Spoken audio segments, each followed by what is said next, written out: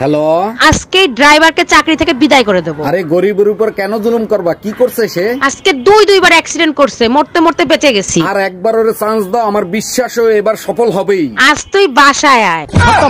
ভালো আছেন ভাবি? অনেক বছর পর দেখা। আপনার একটা ছেলে ছিল না? আরে ভাই, আমার 3 ছেলে 2 মেয়ে। কিন্তু ভাই মারা গেছে 10 বছর আগে, তখন তো একটা ছেলেই ছিল, বাকিগুলো আসলো কোত্থেকে? দেখেন, আপনার ভাই মারা গেছে, আমি মারা যাই নাই।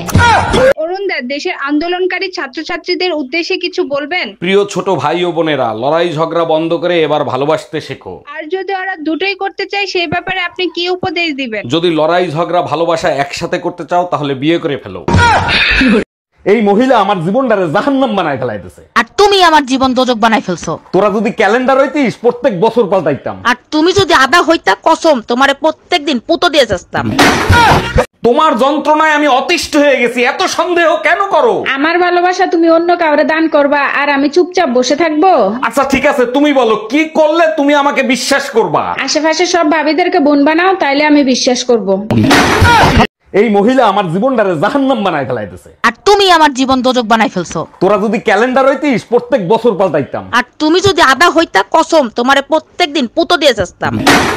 আচ্ছা, তোমার লজ্জা করে না এই বুড়ো বয়সে একটু একটু মেয়েদের সাথে প্রেম করতে যাও? আমি কি প্রেম করি নাকি? ওরা আমার প্রেমে পড়ে, আমি কি করব? আমি বুঝি না আজকালকার মেয়েরা বুড়ো বেটাদের কাছ থেকে কি মধু পাইছে। কেন তুমি জানো না, পুরনো বলে সুইং করে বেশি।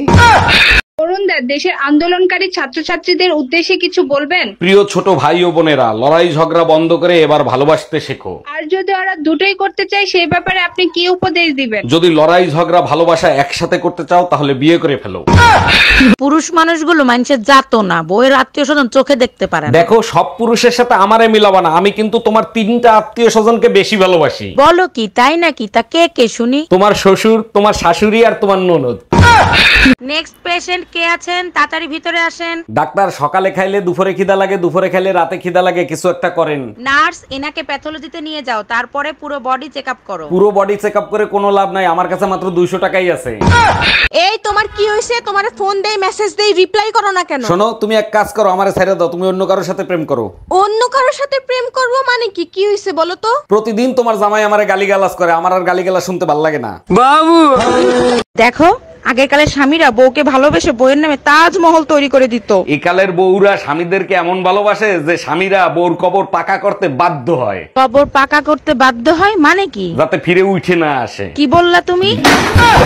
জানো, মেয়ে কোথাও উঠে যাওয়াতে তোমাদের একটা চাকরি পার্মানেন্ট হয়ে গেছে। বলো কি, তাই নাকি? কোন চাকরি? ঘরের চাকরানির চাকরি। আমাদের মেধা আছে, মেধা দিয়ে চাকরি করব।